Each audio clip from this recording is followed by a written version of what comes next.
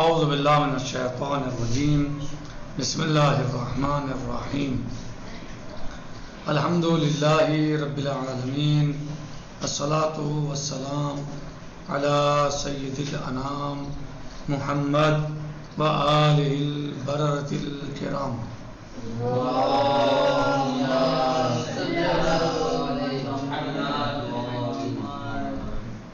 کتاب اصول دین میں آج ہمارا پہلا درس ہے کہ جو توحید کا مقام اسلام میں کیا ہے اس کو بیان کیا جائے گا اس درس میں. اور توحید کتنی قسموں کی ہے, توحید کہاں کہاں ہے, مثلا کن کن چیزوں میں توحید کا مطلب کیا ہے, وہ سب انشاءاللہ بیان کیا جائے گا. کہہ رہے ہیں کہ توحید کا مقام اسلام میں بلند و بالا ہے. سب سے پہلی چیز توحید ہی ہے اسلام میں.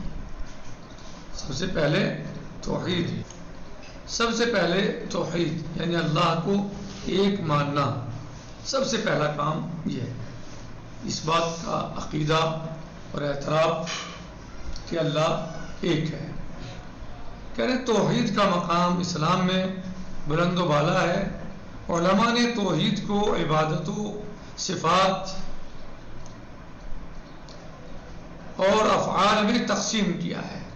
علماء نے توحید کو عبادت, صفات اور افعال میں تقسیم کیا ہے.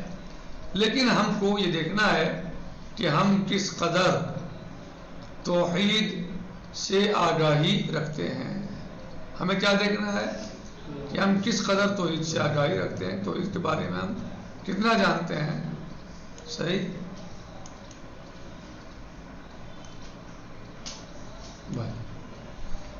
نمبر 1, توحید یعنی, توحید کا مطلب کیا ہے؟ توحید یعنی خدا کو ایک ماننا, اللہ عز و جل کو ایک ماننا, یہ توحید ہے.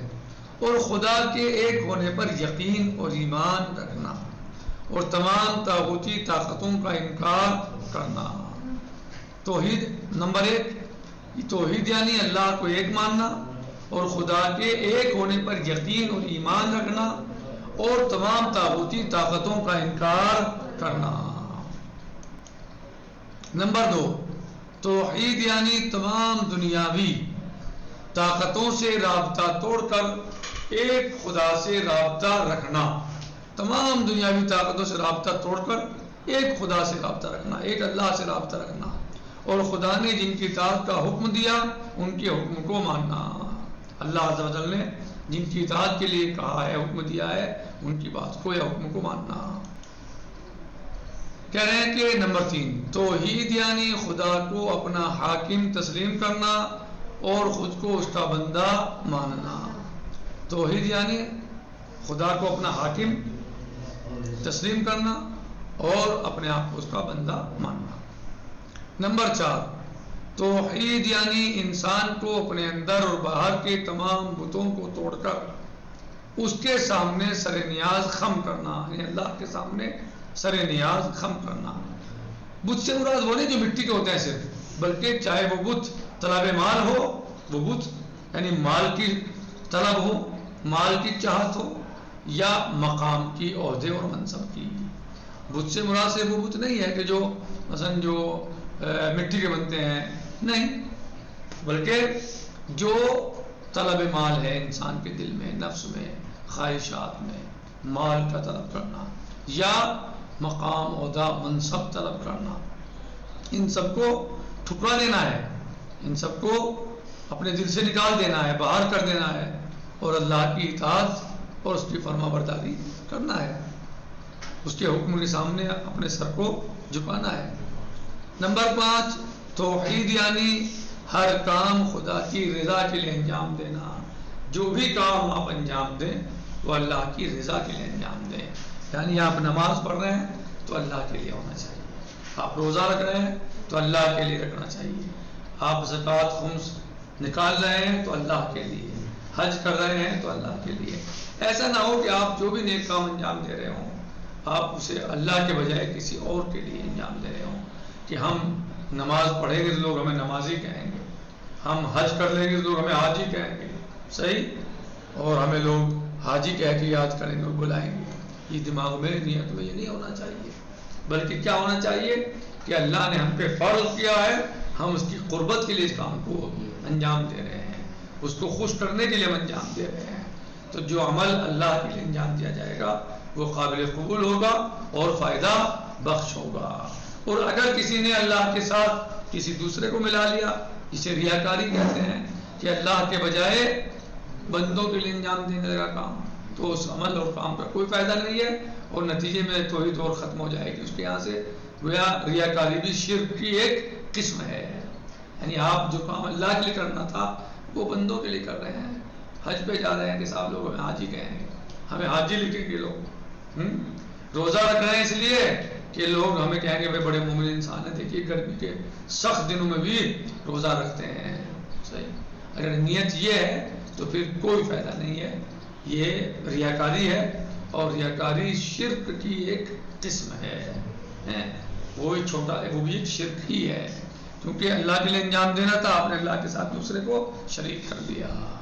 اور جو کام آپ نے ریا کے لیے انجام دیا ہے، کسی کو دکھاوے کے لیے انجام دیا ہے، لوگوں کے اوپر روب ڈالنے کے لیے انجام دیا ہے، یا لوگوں کو خوش کرنے کے لیے انجام دیا ہے، تو روزے جزا جب انسان اپنے اعمال کو دیکھے گا، میں نے تو روزے رکھے تھے، میں نے تو نماز پڑھی تھی اور اسے جزا مل نہیں رہی، تو اللہ یہی جواب دے گا اسے کہ جس کے لیے انجام دیا تھا اسی سے جا کے اجر لے لو. وہ تو خود فقیر ہے، اس کے پاس خود کیا رکھا ہے؟ خام خواہ اپنے مالک و مختار قادر اور غنی المستعان، جو بے نیاز تھا، ہر چیز سے مستغنی تھا، اس کے لیے تو آپ نے انجام نہیں دیا. جس سے جو آپ مانگتے اگر وہ مصلحت میں ہوتا تو مل جاتا آپ کو، اس کے لیے تو انجام نہیں دیا. اور اپنے جیسے کسی انسان کے لیے آپ نے اتنی بڑی عبادت کو قربان کر دیا، انجام دیا، بدل گیا، تو کیا ہوا نتیجہ؟ وہ تو کچھ دینے والا ہی نہیں، آپ کو کیا دے گا؟ آپ کو جو خود محتاج ہو وہ دوسروں کی حاجت روائی کیا کرے گا؟